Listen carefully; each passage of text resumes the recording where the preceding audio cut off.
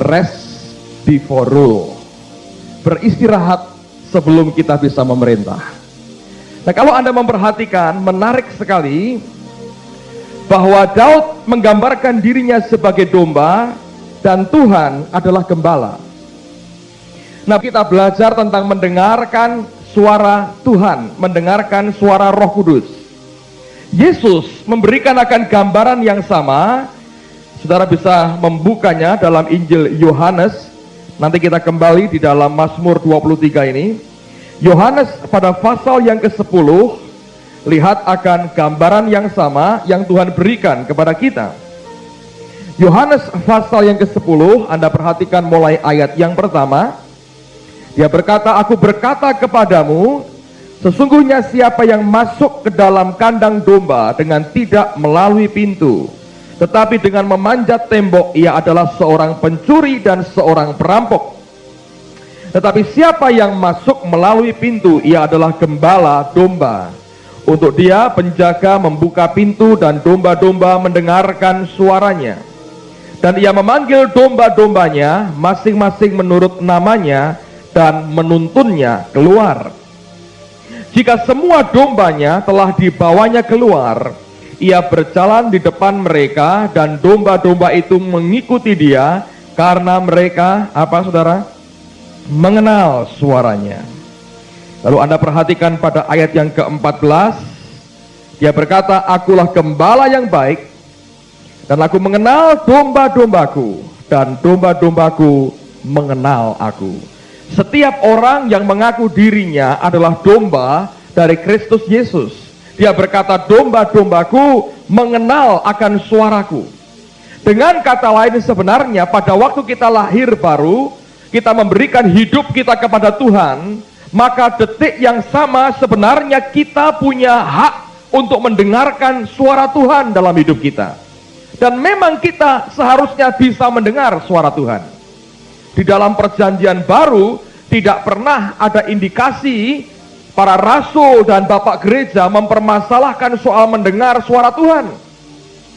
Tidak pernah ada indikasi gereja mula-mula kesulitan bagaimana mendengar suara Roh Kudus dalam kehidupan mereka.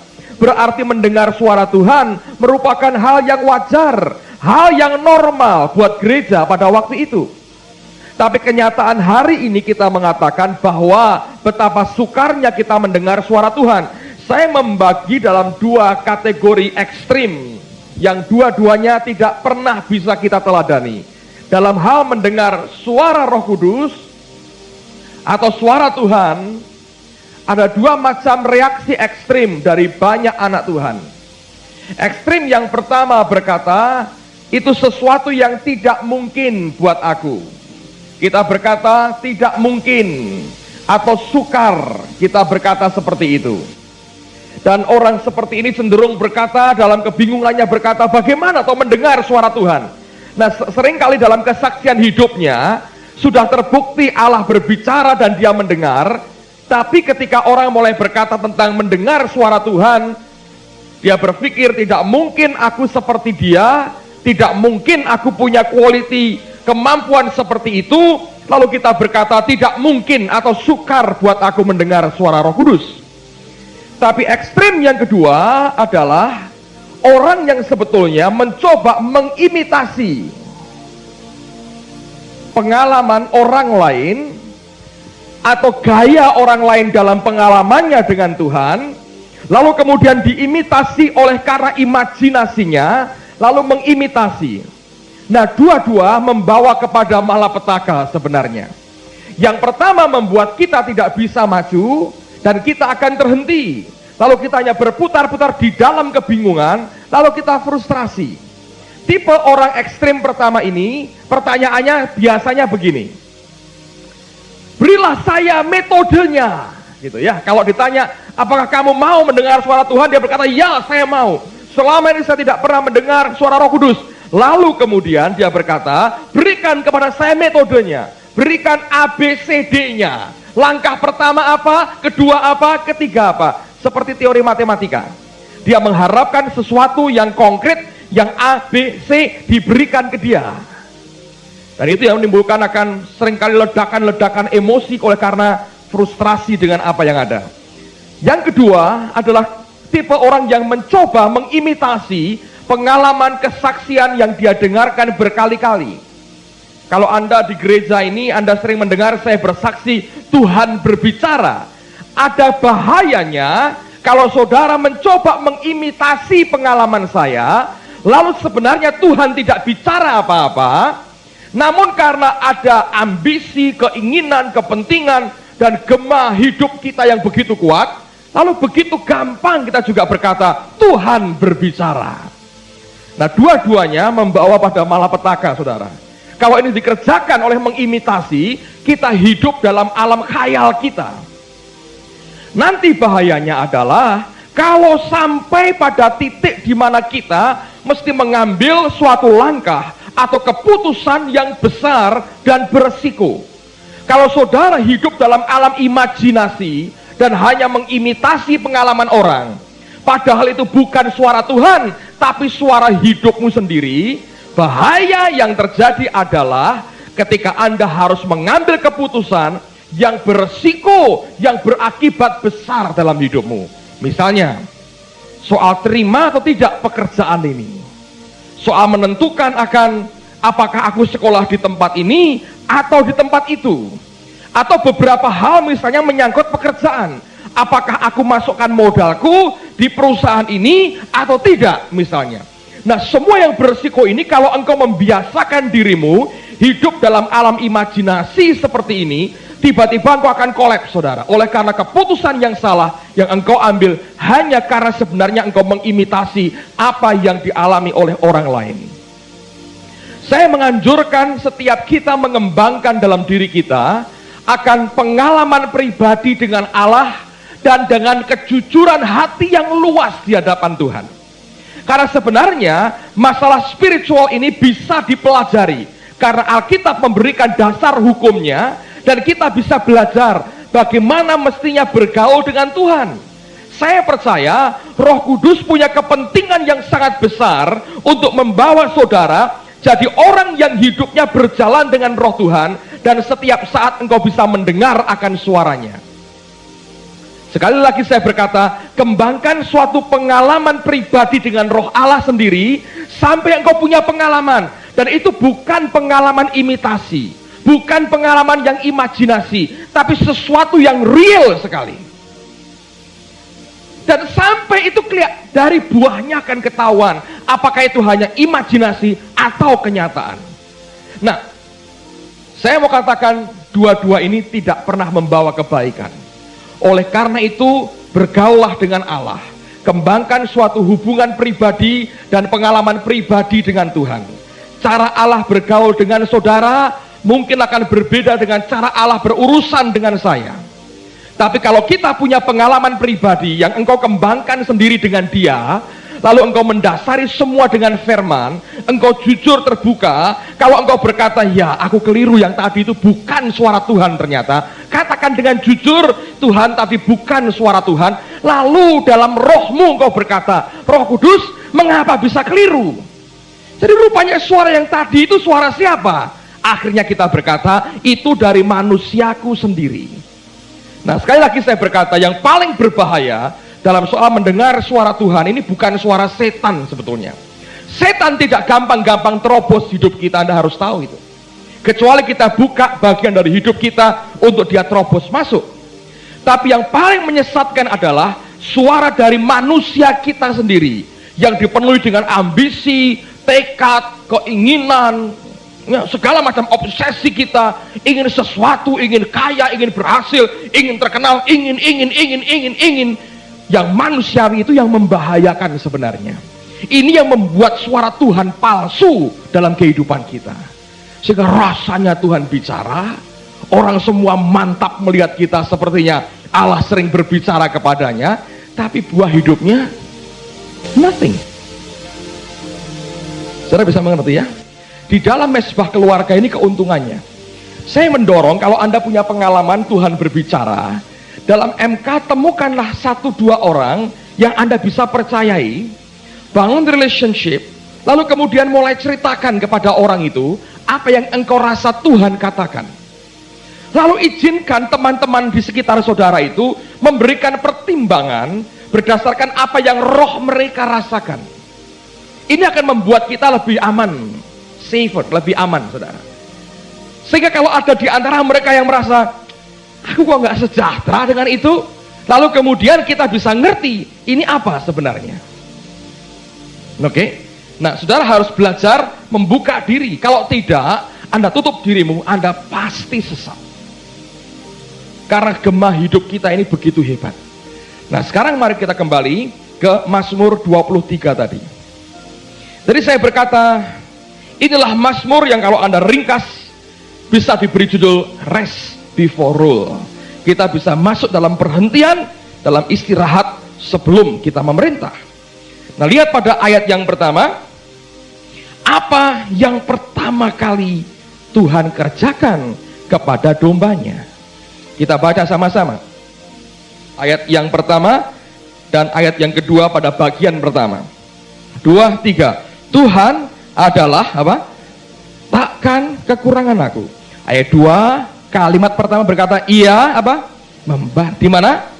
Yang berumput hijau. Hal yang pertama yang Allah buat bagi kita. Dia apa? Membuat kita apa? Apa? Hah? Apa? Membaringkan. Enak tuh. Hal yang pertama, ini gebrakan pertama, orang Kristen gagal semua. Maunya kan Tuhan adalah gembalaku, aku domba-dombanya, maka dia membawa aku bergerak cepat bersama dengan dia dan aku makan sebanyak-banyaknya. Lalu jadi gemuk dan dipotong habis, saudara. Tapi hal yang pertama yang Tuhan buat apa? Ia apa? Membaringkan. Anda harus tahu. Rest. Enak lah. Yang cari penyakit siapa sebetulnya? Hal yang pertama setelah manusia diciptakan, hari berikutnya, hal yang pertama yang manusia alami apa? Sabar. Mazmur 23, Daud berkata, Tuhan adalah gembalaku, takkan kekurangan aku. Dan langsung action pertama yang roh Tuhan kerjakan dan Yesus kerjakan adalah ia membaringkan aku. Tapi kita keluyuran, saudara. Kita biayaan dan kelabaan, itu kan bahasa terang-terangannya. Tapi Alkitab mengajar ia membaringkan. Anda mau dengar suara Roh Kudus? Ya berbaring dong. Rest. Teduhkan itu ambisi, keinginan, gejolak. Teduhkan. Jangan apalagi ini zaman seperti ini. Tahu nggak, dunia berkata ini Indonesia sebentar lagi game over nih, ekonominya bangkrut. Apa yang perlu kita buat? Rest. Ikuti dia dengan benar. Jangan maunya sendiri. Kalau kita berkata Tuhan adalah gembalaku, hal yang pertama dia buat, ia membaringkan aku ke air yang tenang, ke rumput yang hijau. Ia apa? Membimbing aku ke air yang tenang. Ia menyegarkan jiwaku. Baru ia menuntun. Loh, enak tuh, saudara. Dibaringkan dulu, terus dibimbing, terus dituntun, baru diajak jalan, saudara. Ia membawa aku ke jalan yang benar. Cara Tuhan itu apik sekali. Kita kan maunya sendiri. Baru setelah engkau bisa ngalami pengalaman dengan Tuhan, dia berkata, oke, sekarang aku ajak kamu ke jalan, ke lembah, ke kekelaman. Waktu engkau jalan, engkau bisa berkata, aku tidak takut. Lalu kemudian waktu engkau bisa menang, engkau merasakan kekuatan gada dan tongkatnya, dia berkata, engkau sediakan aku hidangan bagiku di hadapan lawanku. Itulah rule, memerintah, menang atas lawan kita. Karena kita berkata, ia mengurapi kepalaku dengan minyak. Lambang pemerintahan di atas kepala kita, urapan otoritas Allah diberi. Pialaku penuh melimpah, dan kebajikan dan kemurahan belaka yang mengikut aku seumur hidupku. Bukan kita cari kebajikan dan kemurahan, tapi kebajikan dan kemurahan mengikuti kita seumur hidup kita. Tapi semua itu tidak bisa engkau lewati kecuali engkau mengizinkan Allah membaringkan saudara. Bukankah sederhana ya? Sesuatu yang dari Tuhan itu. Tapi ketika kita diciptakan lahir baru, maunya kita banyak. Hal yang pertama dia buat, ia membaringkan aku. Ketika ia nak mau. Karena apa? Nature kita itu manusia terkutuk. Dengan kerja keras dan berkeringat kamu akan cari nafkahmu. Waktu kita lahir baru, daging kita masih nature yang lama, maunya berkeringat dan kerja keras. Ketika kita lahir baru, Alkitab berkata, ia membaringkan aku di padang yang berumput hijau. Hebat kan Tuhan? Coba sekarang buka kitab Sakaria. Perjanjian lama, maaf, Sefanya dulu kita lihat. Ini yang penting pada akhir zaman sebelum Tuhan menyatakan kemuliaannya bagi gerejanya. Sefanya pasal yang pertama. Pasal yang pertama. Lihat pada ayat yang ke-7. Berdiam dirilah di hadapan Tuhan Allah, sebab hari Tuhan sudah dekat. Sungguh Tuhan telah menyediakan perjamuan korban dan telah menguduskan para undangannya. Ini bicara tentang perjamuan kawin yang terakhir. Saat-saat menjelang Tuhan datang bawa gerejanya, yang kita harus hadapkan hati seperti apa? Hati yang bisa berdiam diri di hadapan Tuhan. Cuman satu nasihat hari ini, tenang saudara, tenang.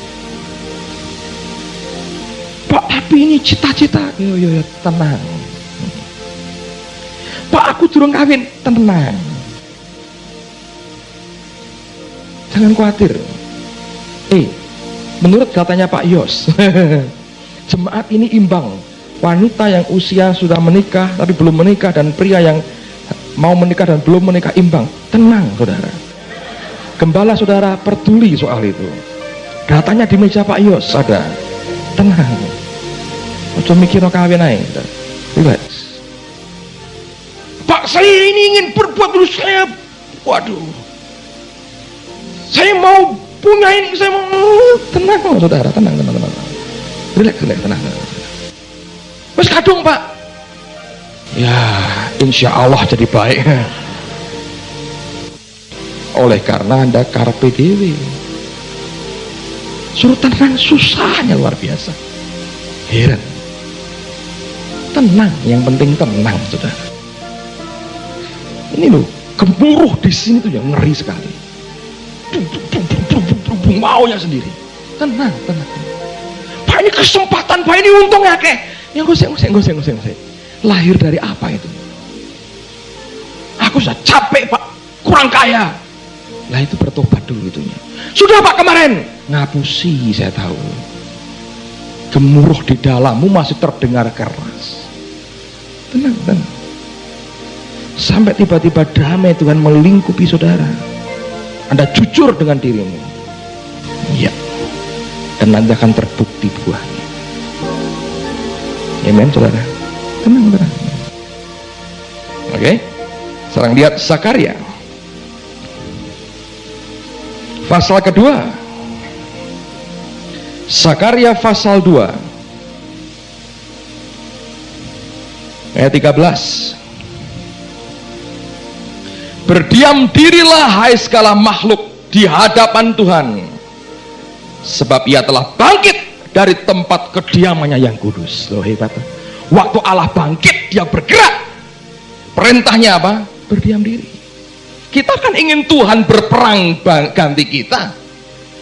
Ya biarkan dong dia berperang ganti kita. Nah kalau begitu malas-malasan Pak, ya enggak malas juga nggak makan saudara. Lalu bagian kita apa? Yang ngikutinya. Bukan dengan ambisi, dengan coba sini. Kalau Anda mau jujur aja, saudara bisa membedakan kok sebetulnya. Yang ini Tuhan atau ini hatiku sendiri. Saya dalam hidup saya beberapa kali saya mengalami pengalaman yang getir saudara. dalam soal-soal begitu. Saya belajar dari nol, semua dari nol. Nggak ada orang yang tiba-tiba merasa bisa berbuat banyak hal dan tiba-tiba semuanya beres, nggak ada. Saya belajar dari hidup saya berkata begini, aku tidak mau konyol. Kalau sekali aku buat salah, ya aku tidak akan jatuh di kesalahan yang sama. Sebab kalau kita selalu jatuh di kesalahan yang sama, itu orang yang tidak bisa nyangkal dirinya. Saudara punya ambisi, saya punya ambisi. Saya bertobat umur 17 tahun. Sekian minggu kemudian sudah khotbah, saudara, di persekutuan kecil-kecilan, khotbah menyampaikan firman Tuhan. Umur 19 tahun, kelas 3 SMA, ada confident, rasa percaya diri besar sekali pada waktu itu, bahwa saya bisa. Dan ini yang akhirnya saya belajar, rasa keyakinan saya bisa, ini merupakan lubang jebakan, ngeri sekali. Anda pupuk keyakinan saya bisa, I can do it. Kalau sudah mulai begitu, hati-hati saudara. Saya umur 19, saya berkata saya bisa. Dulu saya ngeliat hamba-hamba Tuhan, Pak Yeremia, Pak Damaris, Pak Daniel, Alexander gitu ya. Saya masih 19 tahun. Saya bilang gitu, saya bisa. Wah. Dan memang nyatanya Tuhan memberi pewahyuan-pewahyuan banyak. Memang nyatanya saya mulai khotbah. Dalam ambisi yang begitu besar, saya berusaha bagaimana caranya saya bisa mulai melayani. Saya mau tanya pada saudara, melayani khotbah itu jahatnya di mana? Ya kan? Mestinya kan orang berkata, wah ini mulia sekali keinginannya. Tapi itu lahir dari saya begitu confident, yakin diri, pede, percaya diri, bisa ngono ora iso khotbah. Dan tiba-tiba itu bisa dibuat begitu rupa keadaan sehingga saya bisa diundang di sebuah kota. Kami pergi bertiga, saudara. Dan saya mau beritahu saudara, saya khotbah di gereja-gereja cukup besar. Dan orang diberkati yang bertobat begitu banyak, dijamah Tuhan begitu banyak. Dan urapan Tuhan luar biasa. Hebat sekali. Dulu badan saya sekristian lah kira-kira. Nah, saya bayangin, saya nggak punya dasi, pinjem papi saya. Dasi orang kuno kan jebret kayak lap apa itu. Khotbah serbet, saudara. Khotbah saya. Gereja, dan orang berkata, wih, dipakai Tuhan. Umur 19. Udah khotbah gereja besar. Tapi Tuhan tuh tahu bagaimana handle orang kayak begini, saudara. Tapi saya ngomong begini pun, kalau Anda punya ambisi, Anda bilang, ya. Tapi sebagian besar tidak akan cukup dengan omongan saya. Merah ngakoni ditekuk-tekuk orang mantep. Memang manusia itu begitu. Loh bener. Yakinlah. Saya sudah berapa kali cerita kayak begini-begini, kan kenyataannya masih banyak. Roh Mike Tyson-nya masih kuat, saudara. Tinju kalah gulat kalah penyiar radio, gitu kira-kira kan gitu. Nggak mau menyerah. Pelayanan itu bagus sekali. Tapi saya pernah cerita, saya bawa satu orang. Zaman itu pelayanan pelepasan baru dimulai, di mana orang harus muntah, didoakan sambil sugan, saya bilang, saya nggak guyon, dimasuki tangan di lidahnya, ditekuk ini, kalau sudah gitu, mantap, keluar rohnya. Setan kok utah-utahan. Loh, saya percaya, saya ngelihat banyak orang pelepasan sampai vomit ya, sampai muntah begitu. Tapi kalau yang dulu dimuntahkan, dimasuki tangan, nggak semua sih, tapi kenyataan begitu sih. Jadi itu nentang, tidak sesat. Saya disidang orang-orang, saya nggak berbuat apa-apa, saya yang berbuat teman saya lagi tidur siang, dia ngelayani orang sendiri. Dimasukkan di majalah, Pak Adi diberi kopinya, kaget. Tapi ketika saya lihat begitu, semua tekad menggebu-gebu, yes I can, roboh semua, saudara. Ternyata nggak begitu caranya. Dan tiba-tiba saya sadar, kalau belum waktunya Tuhan, nggak bisa. Tapi waktu khotbah durapi, Pak, durapi. Karena Tuhan itu membela firman-Nya kok. Saya kan ngomong firman, saudara. Luar biasa, memang luar biasa. Semua orang diberkati. Umur 19 naik mimbar dengan dasi kok serbet tapi khotbah. Saya sekurus Kristen sebentar lagi gemuk nanti kalau sudah menikah. Nubuat. Jadi saya belajar lewat itu, tapi saya ceritakan ke saudara kan berapa persen sih yang akhirnya berkata, ya saya mau tidak usah kayak begitu Pak. Permalukan, masukkan majalah, dibilang penyesat dari Semarang. Loh kan saya hebat, dicap sesat. Sekali tampil kelasannya, bung, meledak, mental balik, bung, hantem saudara. Sejak itu nggak berani saya. Bertahun-tahun saya nggak berani. Terakhir pada waktu itu tahun berapa? Saya belum kawin, 80 sekian, 85 mungkin. Nah, ada teman-teman yang berkata, ngomong begini sama saya, kamu tuh sebetulnya bisa, hanya tinggal masalah kesempatan. Hebat tuh. Gimana kalau kita buat KKR di Semarang, kamu yang khotbah. Nah, saya apakah tidak punya keinginan untuk maju berkembang sebagai hamba Tuhan? Besar. Kita masih muda, daging masih kandel saudara, nggak ngerti apa-apa, berani saya. Tapi ketika saya ditawari begitu, saya ingat peristiwa sekian tahun sebelumnya. Saya bilang, waduh, enggak lah, aku tidak mau remuk di tempat yang sama. Iya, pas KKR orang nasi teko, Anda maju pakai dasi lagi, nggak ada orang. Saya bilang, Tuhan bisa buat apapun untuk patahkan daging kita. Saya bilang enggak. Setahun kemudian, kami masih di gedung Pemuda yang sekarang jadi gedungnya Aztek itu. Tiba-tiba ada hamba Tuhan khotbah, masih muda, khotbah di gereja, di persekutuan kami, dia khotbah begitu bagus sekali. Selesai kebaktian, ada teman datangin saya, sampai nyengir, dia bilang, apik ya, wah bagus, saya bilang, lah kue kapan, katanya. Nah, itu bayangin, maunya sih saiki dalam hati, tapi nunggu Tuhan kan. Dan itu waktu yang sebetulnya dimana waktu kita dibaringkan itu diremukkan dalam kita habis. Anda bisa ngerti prinsip ini, satu ini aja saudara, jadi hidup saudara. Nah sekarang dengerin baik-baik, saya mulai belajar tentang kekristenan yang sebenarnya. Coba buka firman Tuhan, Lukas pasal 9, Injil Lukas pasal yang ke-9.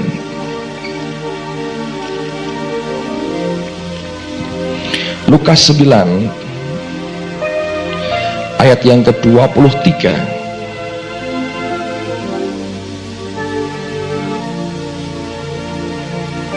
Lukas 9:23. Dia berkata, katanya kepada mereka semua, setiap orang yang mau mengikut aku, ia harus menyangkal dirinya, memikul salibnya setiap hari, dan mengikut aku. Pasal 14 ayat 25 sampai 27. Lukas 14 ayat 25 sampai ayat yang ke-27. Pada suatu kali banyak orang berduyun-duyun mengikuti Yesus dalam perjalanannya. Banyak orang ikut Tuhan, rombongan banyak sekali. Sambil berpaling ia berkata kepada mereka, jikalau seorang datang kepadaku dan ia tidak membenci ibunya, bapaknya, ibunya, istrinya, anak-anaknya, saudara-saudaranya laki-laki atau perempuan, bahkan nyawanya sendiri, ia tidak dapat menjadi muridku. Barang siapa tidak memikul salibnya dan mengikut aku, ia tidak dapat menjadi muridku. Siapa yang berani berkata hari ini, engkau muridnya Yesus? Yuk angkat tangan. Lah gue apa nih?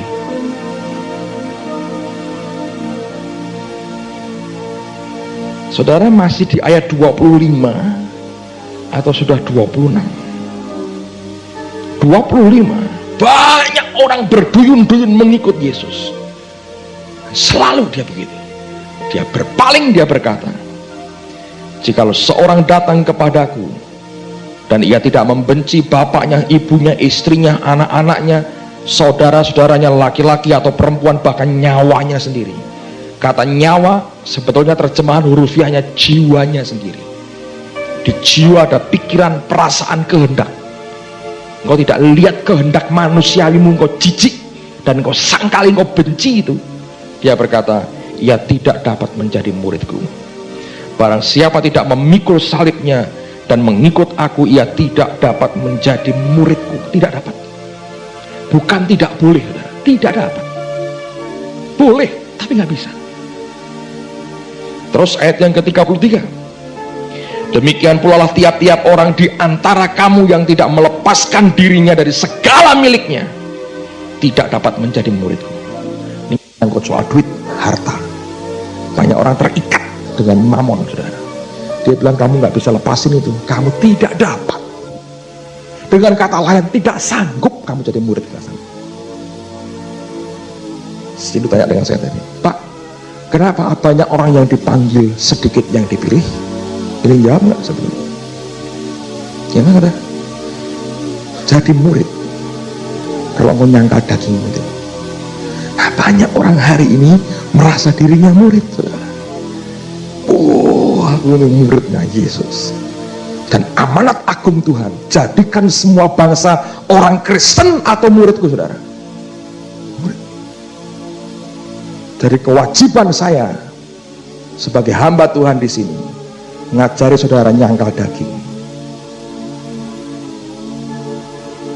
Seandainya saya tahu ada keinginanmu tertentu dan saya merasa harus berkata tidak, kewajiban saya adalah berkata tidak sambil mengizinkan saudara mencicipi mikul salib, nyangkal kemauan, supaya engkau jadi muridnya Yesus. Kalau saya mencoba menyukakan hati saudara dan memuaskan manusia, saya berdosa di depan Tuhan yang memilih saya jadi hamba. Saudara bisa mengerti? Jadi selama ini saya masih terlalu lembut, saudara. Tapi saya renungkan lagi, dia bilang kamu nggak dapat jadi murid, nggak bisa. Makanya lihat, dia punya ribuan, dia punya puluhan, rontok terus, saudara. Bayangin, disaring habis, lah banyak. Makanya kitab Yesus berkata, banyak yang dipanggil, sedikit yang dipilih, karena nggak banyak yang berani bayar harganya. Jadi ini kekristenan, saudara. Ini kekristenan. Alkitab tidak pernah mengajar jadikan semua bangsa orang Kristen. Oh, enggak, terlalu gampang itu.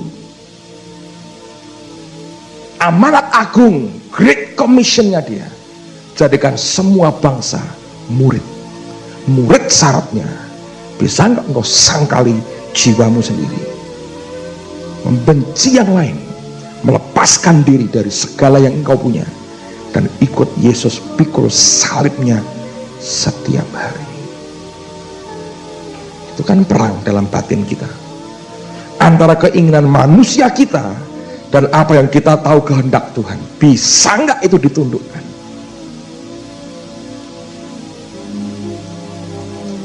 Nah, saudara harus mengerti, bahkan murid-murid Tuhan yang waktu itu disebut murid,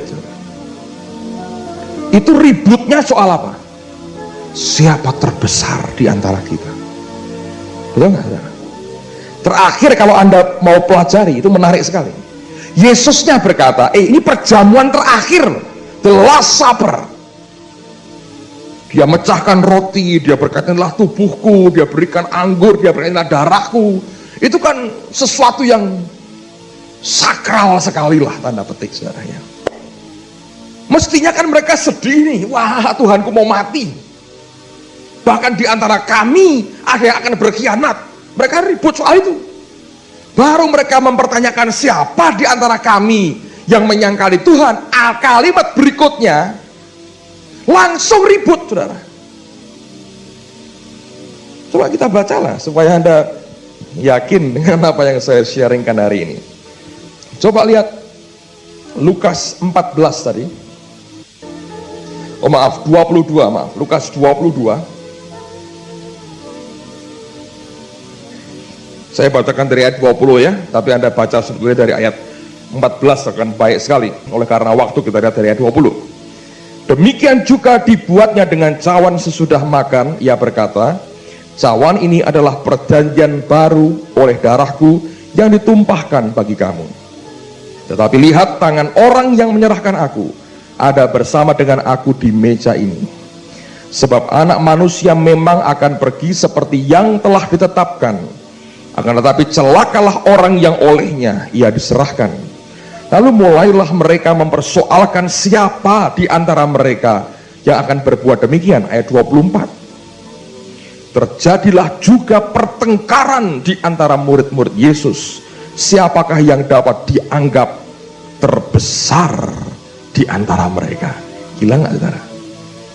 Sudah rebutan bicara soal suksesi, pergantian kepemimpinan. Yesus akan lengser ke prabon, kira-kira gitu. Konyol gak? Tuhannya berkata, aku sebentar lagi mau mati, di antara kalian mengkhianati aku. Ribut sopo ya, sopo ya, sopo belum ada jawaban. Terus ribut, pertanyaannya muncul. Ntar dia mati, siapa yang gantiin? Loh, kok bisa tekan segitu loh pikirannya, saudara? Ini nggak mau tahu namanya manusia yang didik Yesus sendiri loh, bukan Petrus Agung. Yesus Kristus didik, saudara.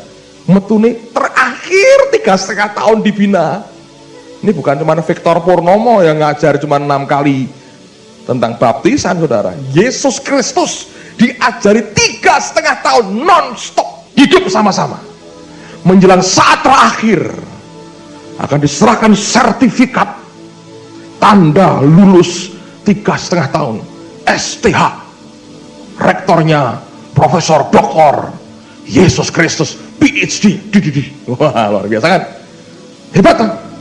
Pada ujian terakhir jebret, ributnya apa, saudara? Bukan bagaimana kita berdoa menyembah Tuhan, bukan, siapa terbesar di antara kita.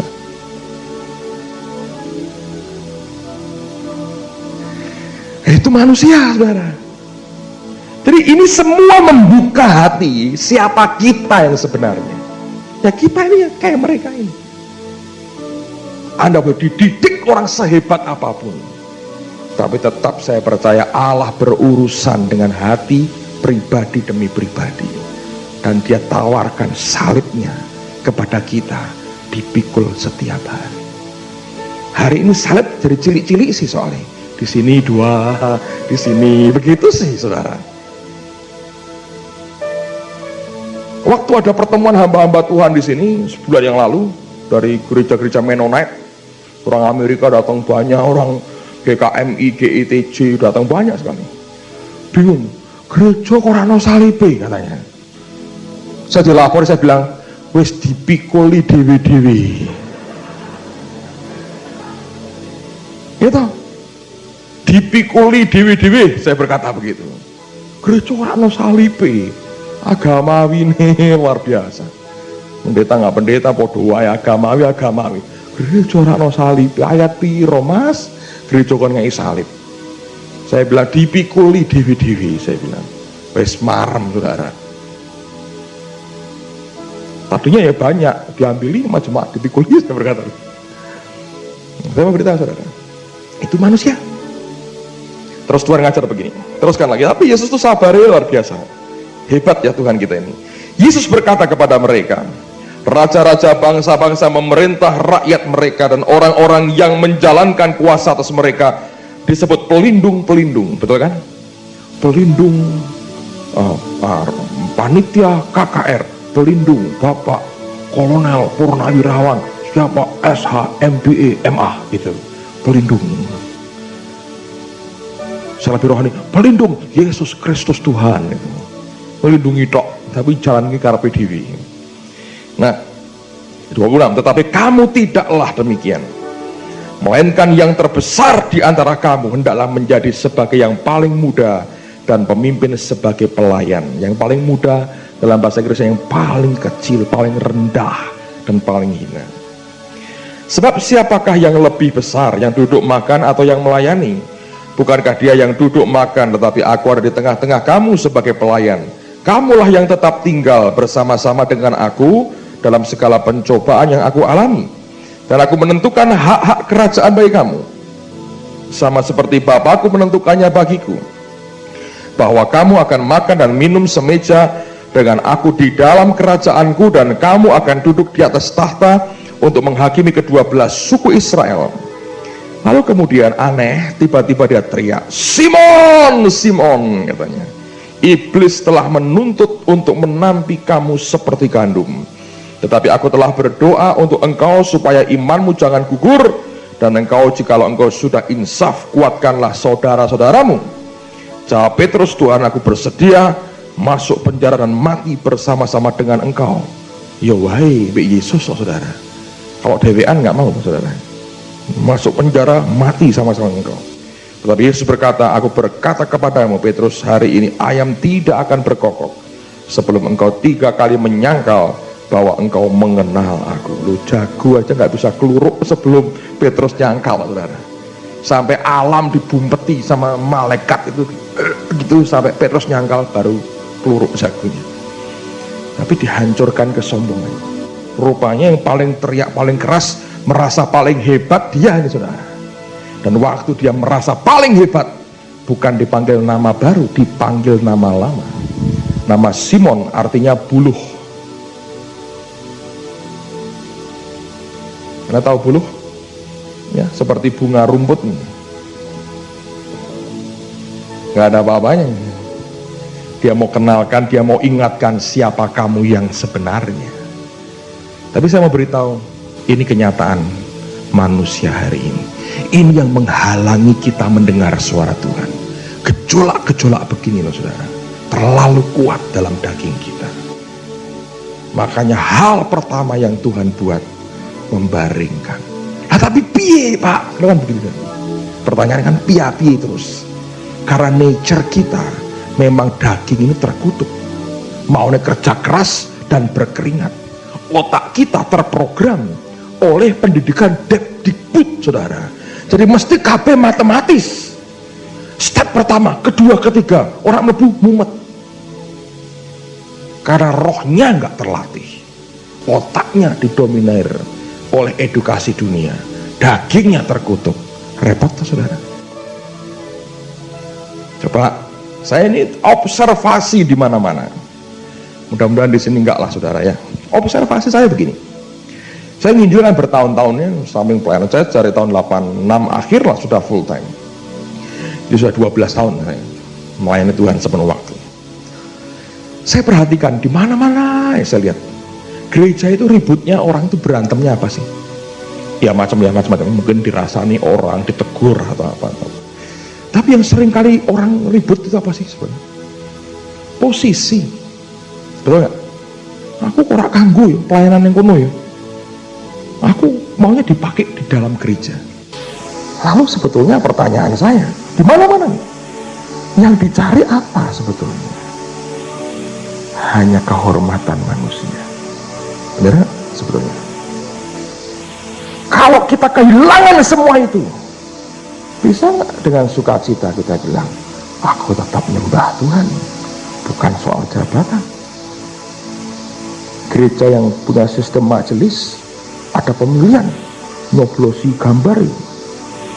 Saya kok bilang, kok nggak keri ya dicoblosi gitu mukanya sama orang banyak gitu, kok nggak keri yang punya foto ya. Saya nggak tahu, makin dicoblosi makin seneng dia. Ya sudah, kasih kumis dulu, top tas, bangga dia. Apa yang diharapkan? Seringkali pakai trik-trik menarik orang. Makin sering suruh pengumuman makin bagus, sambil promosi, pilihlah aku dalam pemilu mendatang. Inilah anggota kabinet reformasi.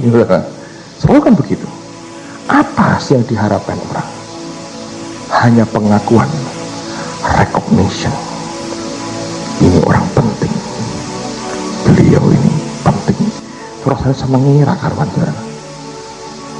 Tapi kita tidak pernah mau di luar, hanya menjangkau jiwa dan tidak cari itunya. Tapi memang itu dari sononya ya begitu tuh. Dari originalnya manusia begitu. Yesus mau mati ributi, siapa kelak jadi presiden? Ribut tuh saudara. Yang paling banyak ngomong itu hanya berkata, iblis minta izin nanti kamu. Selalu kalau kita mulai dengan yes I can, aku bisa, mestinya itu aku. Kalau kita mulai dengan begitu, itu namanya pride. Jermane pride, tahu pride? Kementus, sombong, besar kepala, dan itu dituntut iblis ditampi. Dan dia berkata kamu ditampi seperti gandum. Anda tahu gandum? Anda akan dilemparkan tinggi sekali. Dan ini bahaya, sudah. Dengar baik-baik. Orang yang berambisi kuat secara daging, ambisi apapun, jabatan, uang, duniawi, semua, tiba-tiba kalau engkau terus seperti itu, iblis akan nuntut saudara kepada Tuhan. Dia minta, Tuhan, aku minta, aku tuntut orang ini untuk aku tampi. Bahasa Inggrisnya demanded permission, minta izin nuntut. Nah, apa yang terjadi? Saudara kan betul-betul dinaikkan ke atas. Dengar, Anda akan betul-betul dinaikkan ke atas. Dan waktu itu Tuhan berkata, Simon, kamu ini buluh, kotong, apa-apa nih. Nah, waktu gandum itu ditampi, gandum itu sebenarnya ditumbuk dulu saudara, seperti beras toh, diayak. Ngayak itu kan caranya ya. Kenapa dia? Nah, kalau gandum bukan pakai tampah, seperti garpu dari kayu zaman itu. Jadi itu ditusuk dengan garpu, dilemparkan ke atas. Nah, waktu dilemparkan ke atas, yang menguji waktu di atas itu angin. Hanya gandum yang punya bobot akan turun kembali, tapi sekamnya hilang, saudara. Hati-hati. Ambisi itu, keinginan daging itu ditunggu setan. Anda nani sombongi mengira karuan. Tuhan, kayak ano Tuhan, kayak ano Tuhan, tak minta tuntut, tak tampil nih kayak gandum. Kalau dan Tuhan ternyata ya, tapi tetap imannya dijaga, jangan sampai rontok. Silahkan ngomong bulan ditampi nggak saudara? Tampi. Puncak daripada kehebatan Petrus apa? Dia motong telinga orang. Mungkin mau dimasak kecap atau apa itu. Dia buktikan dagingnya, keberaniannya dia buktikan. Dia cabut pedangnya, dia potong telinganya orang. Di atas kan orang, pahlawannya Yesus, Simon Petrus. Malam yang sama, nyangkal 3 kali, dihitung oleh malaikat. Wes ping telu, jago kluruk jago nih saudara. Dan Petrus cuma ditatap sama Tuhan, hancur hatinya. Untung bertobat saudara. Sudah ngerti Tuhan, luar biasa. Makanya kalau yang saya belajar begini ya, kalau Anda belum sampai ngeri dengan yang namanya dirimu sendiri, sampai setiap kali Anda ngaca tuh, jijik lihat model kayak gini, artinya lihat daging, keinginan, ambisi, kemauan, imajinasinya. Anda masih belum sadar yang kau hadapi siapa. Tapi setiap kali kau ngaca gitu, aduh Tuhan, wong kayak gini ini, untung ada Kristus Yesus di dalam rohnya. Nah, Anda ngerti itu. Kalau itu muncul, Anda berkata, ini dia muncul lagi. Dan itu yang membuat Anda ngerti apa yang harus engkau buat. Pikul salib itu setiap hari. Makanya hal yang pertama yang Yesus bawa adalah membaringkan kita. Membaringkan itu saudara. Kalau daging itu mesti nggak tahu dia apa no. Yuk berbaring, ragam, gantung, jebret gitu, berbaring gitu kira-kira. sangi lagi. Jadi gulat itu kayak Yakub sampai rileks. Waktu rileks, saudara, dia beri rumput yang hijau, dia menyegarkan jiwa kita. Dan perlahan tapi pasti Tuhan bimbing kita, dia tuntun kita, dia bawa kita berjalan. Dan tiba-tiba kita melewati semua lembah bayang-bayang maut. Mau berkata, aku tidak takut bahaya, gadalmu dan tongkatmu menghibur aku. Dia berkata, engkau sediakan hidangan bagiku di hadapan lawanku. Dia mulai memerintah musuhnya, engkau mengurapi kepalaku dengan minyak, pialaku penuh melimpah.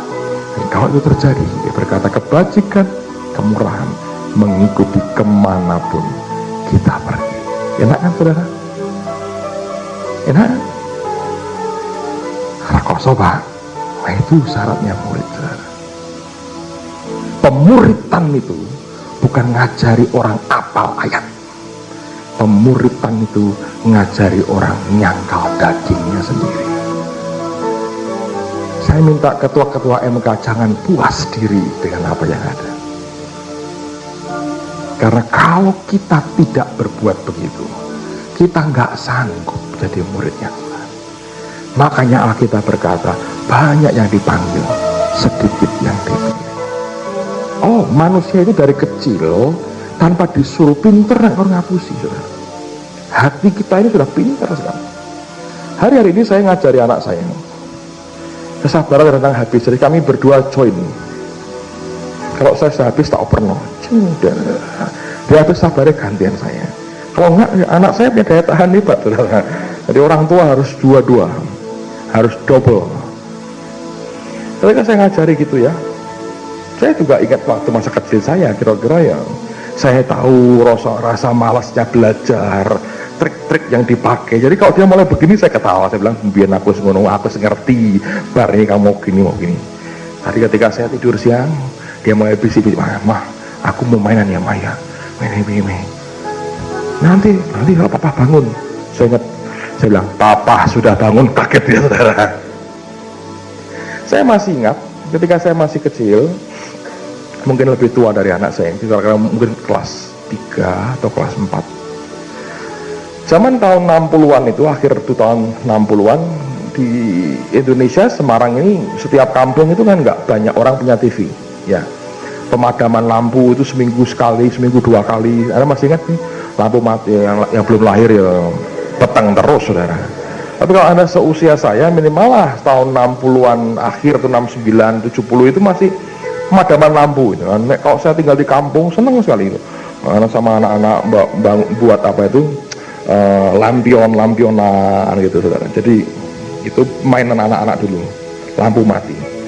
Tapi di kampung itu yang punya televisi paling 2 orang, 3 orang. Saya nggak punya, keluarga nggak punya televisi, saudara. Anak-anak kecil pengen nonton televisi. Seperti apa, Pak? Ya hampir mirip TVRI sekarang itu ya, saudara.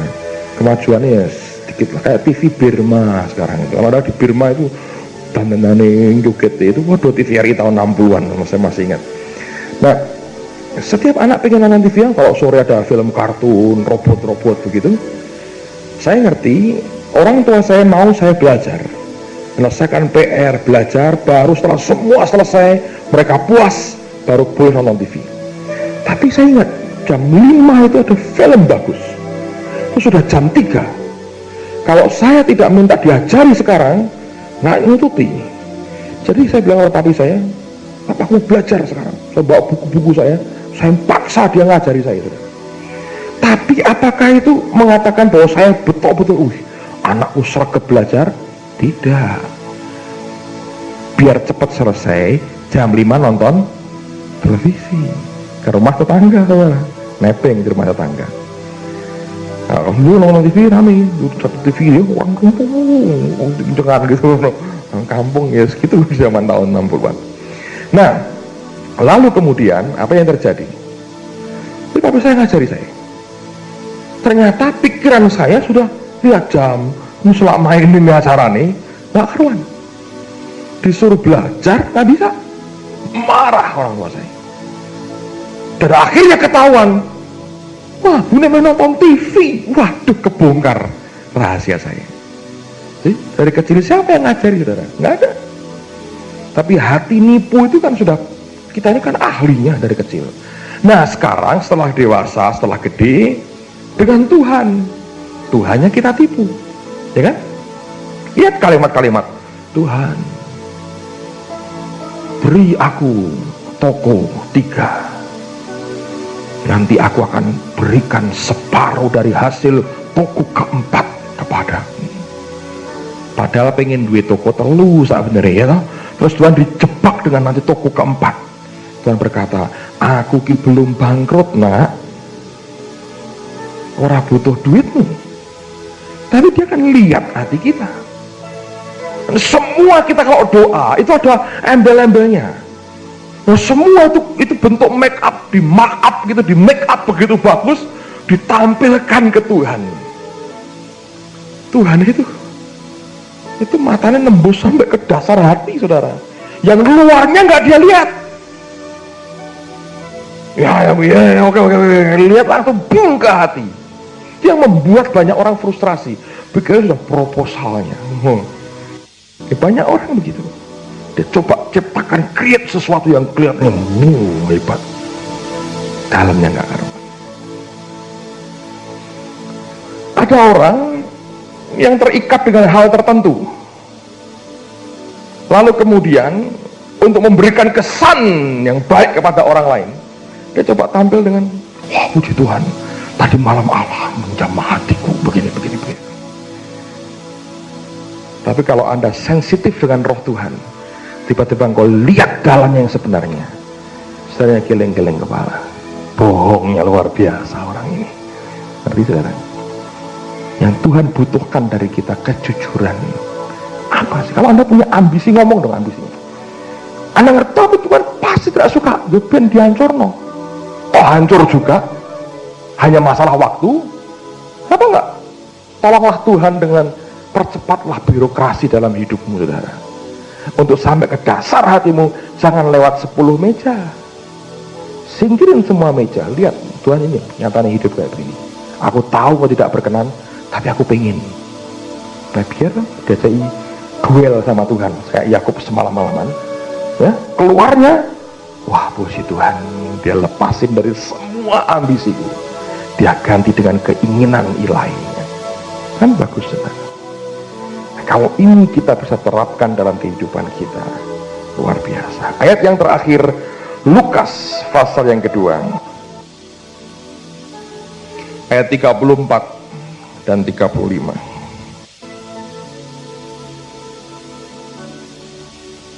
Lalu Simeon memberkati mereka dan berkata kepada Maria, ibu anak itu, sesungguhnya anak ini ditentukan untuk menjatuhkan atau membangkitkan banyak orang di Israel, dan untuk menjadi suatu tanda yang menimbulkan perbantahan, dan suatu pedang akan menembus jiwamu sendiri, supaya menjadi nyata pikiran hati banyak orang. Salah satu ministry pelayanan Yesus adalah, Alkitab berkata, supaya thought from many hearts may be revealed. Pikiran dari banyak hati orang itu akan diekspos, dibuka. Dan kalau Allah Yesus kita itu kerjaannya begitu, saudara, mengekspos pikiran hati kita. Kenapa enggak kita jujur aja terang-terangan dengan dia, untuk melihat Tuhan, ini loh hatiku yang sebenarnya.